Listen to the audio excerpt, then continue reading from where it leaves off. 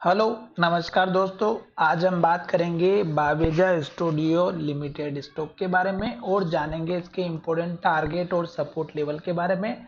साथ ही ये वीडियो आपकी एजुकेशन के लिए है। इस वीडियो में बाय सेल की कोई एडवाइस नहीं है, फिर भी आप ट्रेड करते हैं तो अपने फाइनेंशियल एडवाइजर से कंसल्ट करें। तो चलिए वीडियो की शुरुआत करते हैं। अगर आप यहाँ पर देखेंगे तो सबसे पहले स्टॉक ने एक लेटेस्ट पहले दिन जो हाई बनाया, उसके बाद से स्टॉक लगातार नीचे आया और स्टॉक ने यहाँ पर लो बनाया और इस लो को तोड़ करके फिर स्टॉक ने यहाँ पर लो बनाया और इस लो को भी तोड़ा और स्टॉक ने लो बनाया हमारा यहाँ पे जो लगभग 86.55 का है। और उसके बाद स्टॉक ने एक अप मूवमेंट दिखाया और स्टॉक ने जो हाई बनाया 108 रुपए का बनाया और फिर स्टॉक जब नीचे की तरफ आया तो इस लो के ऊपर लो बनाया। तो इसका मतलब ये हुआ कि यहाँ से स्टॉक अब धीरे धीरे ऊपर जाने के लिए तैयार हो चुका है। पर आप देखिएगा कि स्टॉक फिर से जब ऊपर की तरफ गया तो ये जो हमारा लेटेस्ट का 108 रुपए का जो हाई था, स्टॉक ने उसी लेवल को फिर से टेस्ट किया और वहीं से स्टॉक में फिर से गिरावट आ गई।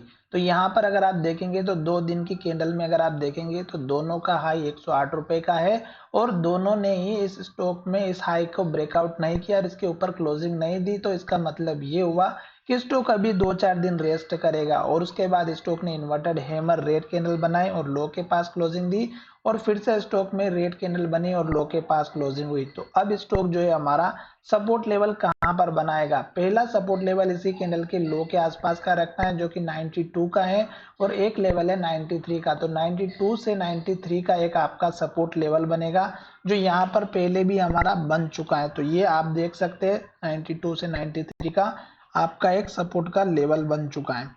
पहला स्ट्रॉन्ग लेवल है क्योंकि अगर स्टॉक हमारा इस कैंडल के लो के नीचे क्लोजिंग देगा तो डेफिनेटली स्टॉक इस लेवल को तोड़ेगा, क्योंकि फिर स्टॉक ने यहाँ पर जो 3 बार सपोर्ट लिया है तो ये लेवल टूट जाएगा।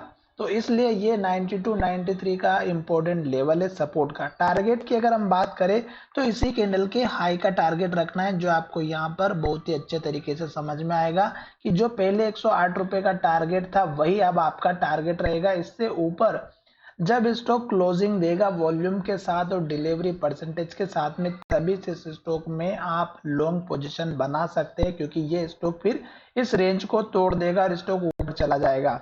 छोटा टारगेट अगर आप देखेंगे तो 111 रुपए का रहेगा और उसके बाद के टारगेट की अगर हम बात करें तो वो रहेगा 127 रुपए का।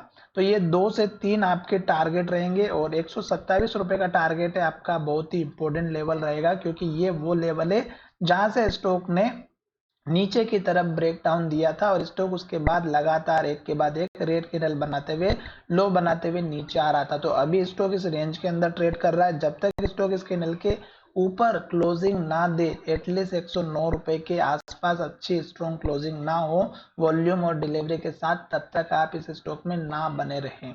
ठीक है, क्योंकि स्टॉक में अगर आप इस स्टॉक में लेकर के फंस जाएंगे तो फिर स्टॉक में हो सकता है कि ये लेवल टूटे 92 का और स्टॉक फिर से नीचे चला जाए। अब मैं आपके सामने एक चीज और शेयर करने वाला हूं जो आपको यहाँ पर अभी तक फिबोनाची रिट्रेसमेंट के आधार पर बताई गई होगी। तो मैं आपको फिबोनाची रिट्रेसमेंट का एक एग्जांपल दिखाऊंगा। तो इसी वीडियो में इसी स्टॉक के साथ में मैं वो समझाने वाला हूं।